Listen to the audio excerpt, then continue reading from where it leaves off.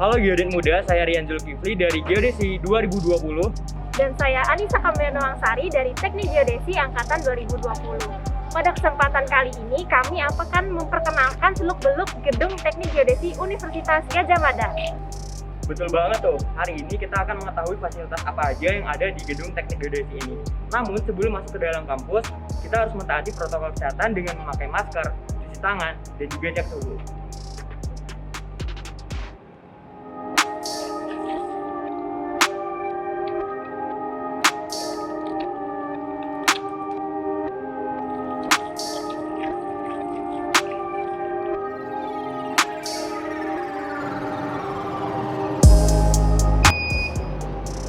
Setelah itu, yuk kita masuk ke dalam.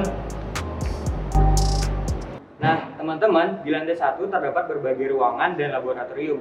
Yang pertama ada laboratorium survei dan pemetaan, yang kedua ada laboratorium hidrografi, yang ketiga ada laboratorium fotogrametri dan penginderaan jauh, kemudian ada laboratorium geoinformatika dan GIG, dan yang terakhir ada laboratorium geodesi, geomatika, dan geodesi fisis. Nah, biar nggak bingung, langsung aja cek dan lokasi.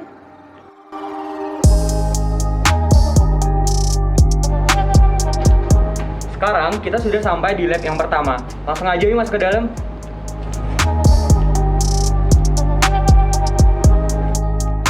Survei terestrial merupakan pengambilan data dengan cara melakukan survei lapangan untuk mendapatkan titik-titik berupa koordinat X, Y, dan Z yang hasilnya dapat membentuk kontur serta data topografi lainnya. Ada beberapa pengukuran yang dilakukan dalam survei terestris, diantaranya pengukuran poligon, pengukuran posisi planimetris, pemetaan detail situasi, dan pengukuran ketinggian. Dalam laboratorium ini terdapat berbagai alat dan media yang digunakan seperti yang pertama teodolit. Teodolit, alat ini digunakan untuk mengukur sudut dalam bidang horizontal dan vertikal. Teodolit didirikan dengan bantuan statif. Kedua, total station. Merupakan teodolit yang terintegrasi dengan komponen pengukur jarak elektronik untuk membaca jarak dan kemiringan dan instrumen ke titik tertentu. 3. Waterpass. Waterpass atau penyipat datar adalah suatu alat ukur tanah yang digunakan untuk mengukur beda tinggi antara titik-titik yang saling berdekatan. Keempat, laser scanner. Alat ini berfungsi untuk memindai suatu objek 3 dimensi dari jarak jauh tentunya tanpa harus menyentuh objek, mengonversikannya ke dalam bentuk gambar CAD untuk kemudian diolah lebih lanjut menggunakan software yang khusus dibuat oleh pembuat alat laser scanner tersebut. Di dalam laboratorium ini juga terdapat fasilitas-fasilitas lain yaitu ruangan diskusi dan ruang komputasi, ruang pelayanan peminjaman, ruang perbaikan peralatan, dan ruang penyimpanan.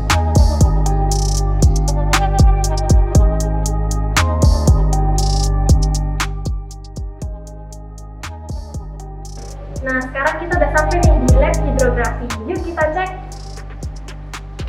Menurut International Hydrographic Organization atau IHO, hidrografi adalah ilmu tentang pengukuran dan penggambaran parameter-parameter yang diperlukan untuk menjelaskan sifat-sifat dan konfigurasi dasar laut secara tepat, hubungan geografisnya dengan daratan, serta karakteristik-karakteristik dan dinamika-dinamika lautan. Adapun kegiatan praktikum yang dapat dilaksanakan di laboratorium ini diantaranya oceanography fisis, pengolahan data pasut, dan survei hidrografi. Pertama, karameter atau dikenal juga dengan alat ukur arus.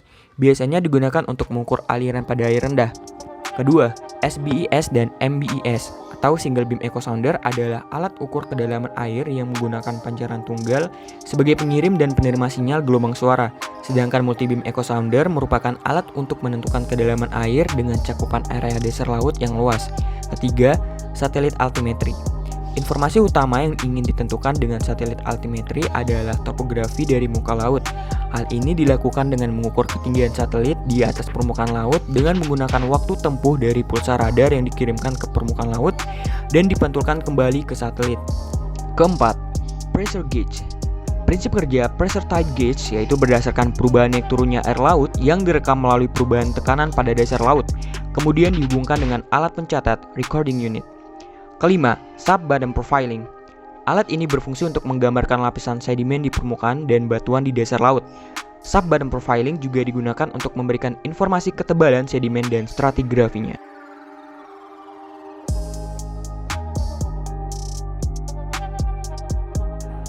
Dan yang selanjutnya nih teman-teman, lab geodesi geometri dan geodesi fisis. Langsung aja, yuk masuk ke dalam. Lab geodesi ini diperuntukkan kegiatan perkuliahan yang berkaitan dengan bumi dalam dimensi ruang dan waktu. Adapun beberapa aktivitas yang dilakukan dalam laboratorium ini, diantaranya survei GPS, survei gravitasi terestris, riset, praktikum, dan lain sebagainya. Laboratorium ini memiliki fasilitas dan peralatan utama yaitu receiver GPS tipe geodetik, receiver GPS tipe navigasi, IDM, theodolit, dan distometer.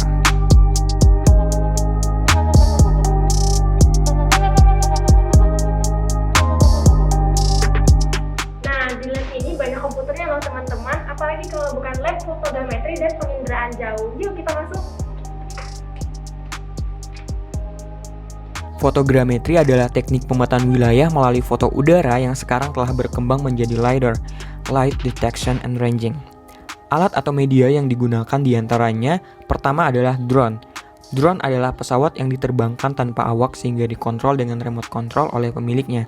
Pada bidang kegeodesian, drone yang sering disebut sebagai UAV ini dilengkapi dengan kamera untuk mengambil foto bagian wilayah di permukaan bumi dengan jalur penerbangan drone tertentu dan teratur.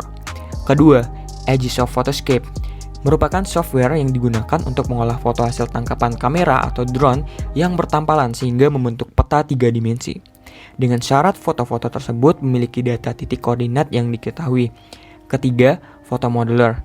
Hampir sama dengan Aegisoft, namun lebih diperuntukkan untuk hasil foto jarak dekat dan cakupan sempit. Keempat, Mission Planner merupakan software untuk mendukung kegiatan akuisisi data melalui foto udara atau drone. Yang kelima, Drone Deploy. Sama seperti Mission Planner, tetapi alat ini lebih open source di web. Penginderaan jauh merupakan proses pengumpulan data tanpa bersentuhan langsung dengan objek. Penginderaan jauh berkaitan dengan pengolahan citra yang berarti terdapat interaksi antara gelombang elektromagnetik dan objek yang ada di bumi. Adapun alat atau media yang dapat digunakan untuk penginderaan jauh seperti satelit buatan yang diluncurkan keluar angkasa memiliki tujuan masing-masing yang digunakan untuk mengamati bumi. Contohnya Landsat, NOAA, QuickBird, iKNOS, MODIS, dan lain-lain. Kedua, ENVI. Software ini dapat digunakan untuk mengolah citra satelit sehingga membentuk kombinasi yang dibutuhkan. Ketiga, ArcGIS Pro. Software ini tidak hanya bisa digunakan untuk mengolah informasi data spasial, namun sekarang juga dilengkapi fitur untuk mengolah data citra satelit. Laboratorium fotogrametri dan penginderaan jauh dibagi menjadi 4 ruang. Di antaranya yang pertama ruang laboran, kedua ruang komputasi, ketiga ruang pemotretan dan asistensi, dan yang keempat ruang seeding atau seminar.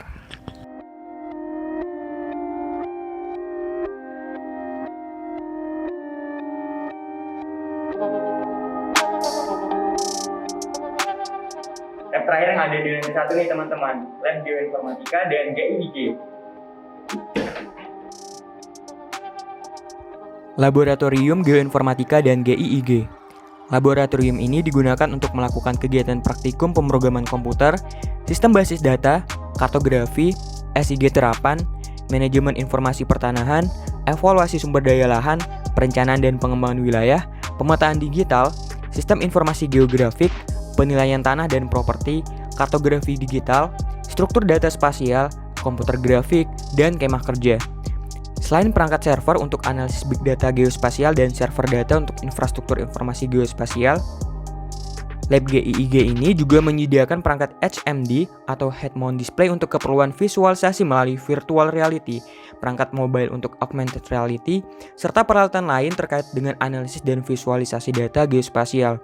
Lab GIIG ini juga menyediakan berbagai aplikasi berbayar untuk keperluan praktikum maupun pelatihan dan pengabdian masyarakat. Itu dia ruangan-ruangan yang ada di lantai 1. Seru banget kan? Oh iya, masih ada ruangan-ruangan di lantai 2 dan lantai 3 loh. Bener banget teman-teman, sekarang saya sudah berada di lantai 2. Sebelum kita keliling di lantai 2, yuk kita cek denah lokasinya.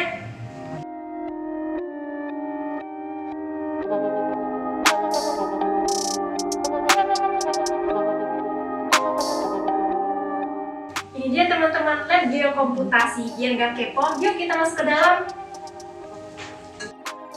Geographic Information System, biasa disingkat GIS, atau Sistem Informasi Geografis, biasa disingkat SIG, adalah sistem komputer yang memungkinkan proses pengumpulan pengelolaan, penyimpanan, manajemen, analisis, dan penyajian data spasial dan non-spasial yang dilakukan secara terintegrasi. Laboratorium Geokomputasi ditunjukkan untuk menunjang mata kuliah dasar-dasar pemrograman komputer, sistem basis data, dan grafika komputer.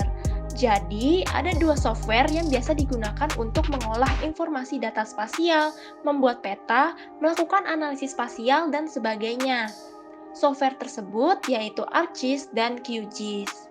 Itu dia tadi teman-teman lab geokomputasi yang ada di lantai 2. Selain itu, di lantai 2 juga ada outdoornya loh. Biasanya, mahasiswa mengerjakan tugas dan laporan di sini atau bahkan cuma sekedar nongkrong pun juga bisa loh, asyik kan? Teman-teman, kita udah keliling lantai 2 nih. Di lantai 3 ada apa aja ya? Nah, di lantai 3 bakal ada ruangan-ruangan kelas dan toilet. Itu dia dari teman-teman ruangan lab yang ada di dalam gedung geodesi, baik lantai 1, 2, dan 3.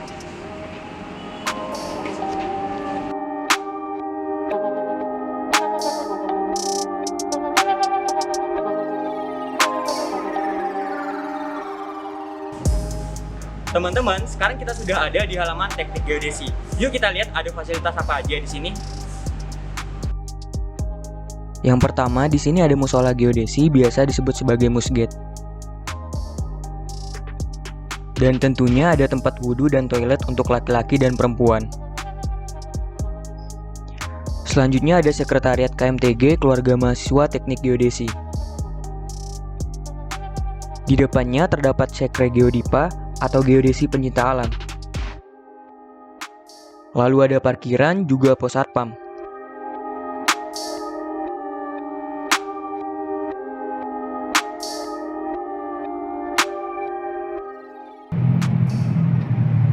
Nah, tadi kan kita sudah keliling-keliling ya. Sekarang kita bahas fun fact dan prospek kerja lulusan teknik geodesi yuk. Betul banget Unis. Apa aja sih fun fact yang ada di teknik geodesi ini?